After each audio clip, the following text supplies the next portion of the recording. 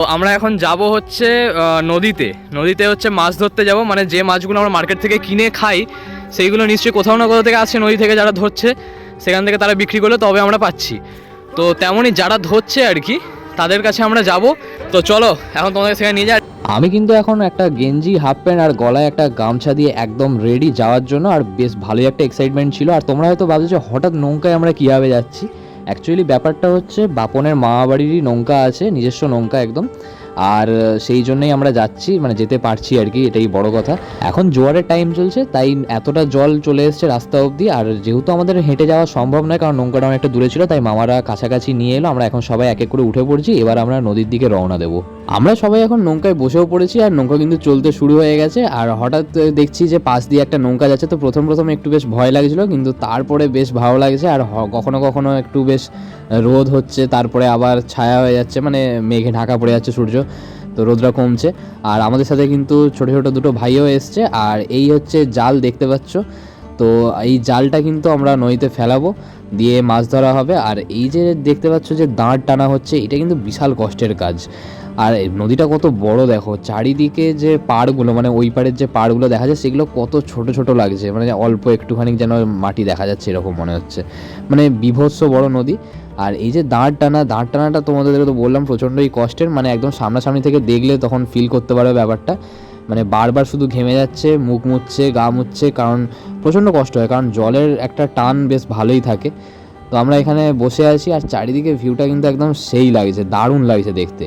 কিন্তু ব্যাপারটা হচ্ছে যে রোদে প্রচণ্ড কষ্টও হচ্ছিল, গরম লাগছে, তো আমরা মোটামুটি গামছা চাপা দিয়ে বসেছিলাম।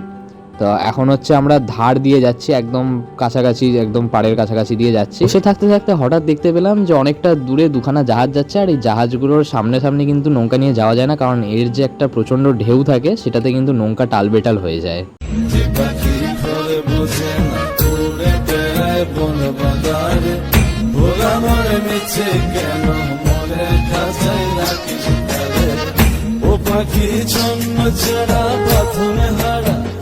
মানে না প্রেমের শিকল ও বাকি দশ দুয়ারে শত মনে করে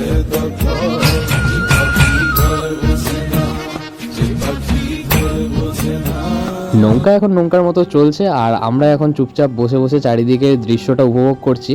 আর চলো তোমাদের একটা ভালো জিনিস দেখাই, যে জালের তলায় দেখতে পাচ্ছ গোল গোল চাকতির মতো জিনিসগুলো বাঁধা আছে, এইগুলো কিন্তু মাটি দিয়ে তৈরি। আর এইগুলো হচ্ছে বেশ ভালোই একটা ওয়েট আছে, কারণ ওয়েট রাখার কারণ হচ্ছে যে এটা জলের মধ্যে ছুঁড়লে এটা নিচে পর্যন্ত যাবে, জালটা ছড়াবে তাহলে।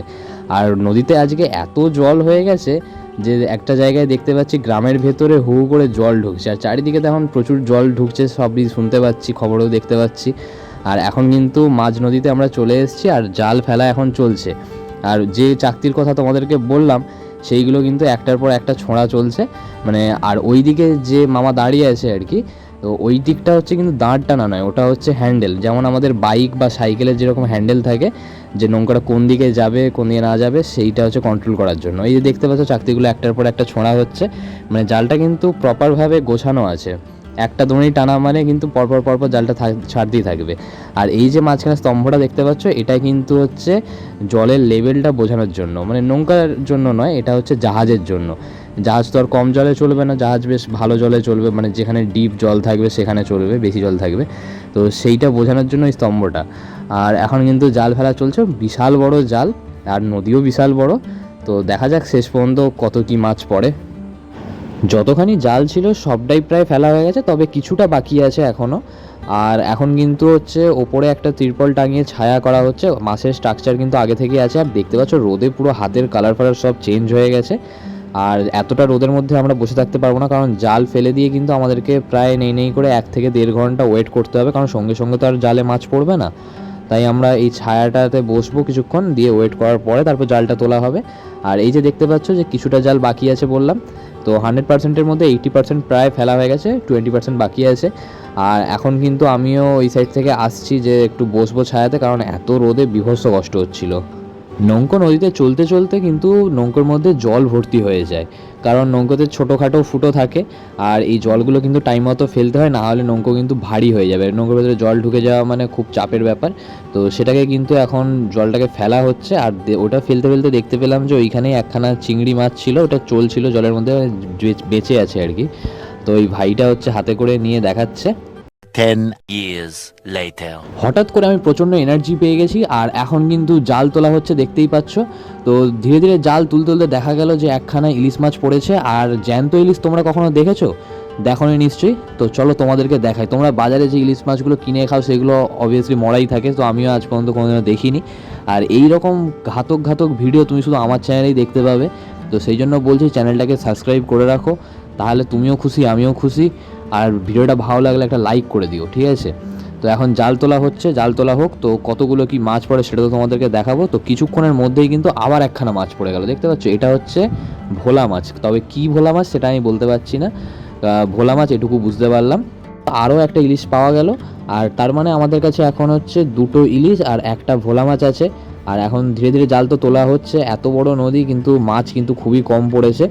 আর তারপরে দেখা গেল যে একখানা বেশ ভালো একটা বড় সাইজের একটা মাছ পড়েছে। ওটা কিন্তু হচ্ছে ওই পোনা মাছ যেরকম মানে হ্যাঁ পোনা মাছই বলে। তো যাই হোক, সেটা পড়েছে একদম বড় সাইজের।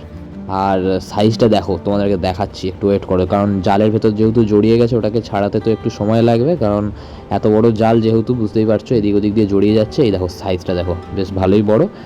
আর এটাকে কিন্তু এখন হচ্ছে ওই যেটাকে বলে খোল, নৌকার খোল, তার ভেতরে জল আবার ঢুকে গেছে, সেখানে ছেড়ে দেওয়া হলো। তো যাই হোক, মোটামুটি মাছ ফাছ ধরার পরে দুপুরবেলা আমরা বাড়ি ফিরে এলাম। আমরা নদীর মাঝখানে সেই গেছিলাম 10:30 11টার দিক করে, প্রায় 2টো 2:30টা বাজে তখন আমরা ফিরে এসেছি। এইখানে কিন্তু প্রথমে যখন ভিডিও শুরু হচ্ছে তখন কিন্তু এখানে পুরো জল ভর্তি ছিল। আমরা ওই জায়গাটা থেকে, রাস্তার ওই জায়গাটা থেকে নৌকায় উঠেছিলাম। তো তোমাদের ভিডিওটা কেমন লাগলো কমেন্ট বক্সে অবশ্যই জানিও। যদি ভালো লাগে লাইক করো, চ্যানেলটাকে সাবস্ক্রাইব করে রেখো, কারণ 500 হতে কিন্তু আর একটুই বাকি। তাড়াতাড়ি সাবস্ক্রাইব করে দাও। দেখা হচ্ছে তোমার সাথে পরের ভিডিওতে। টাটা।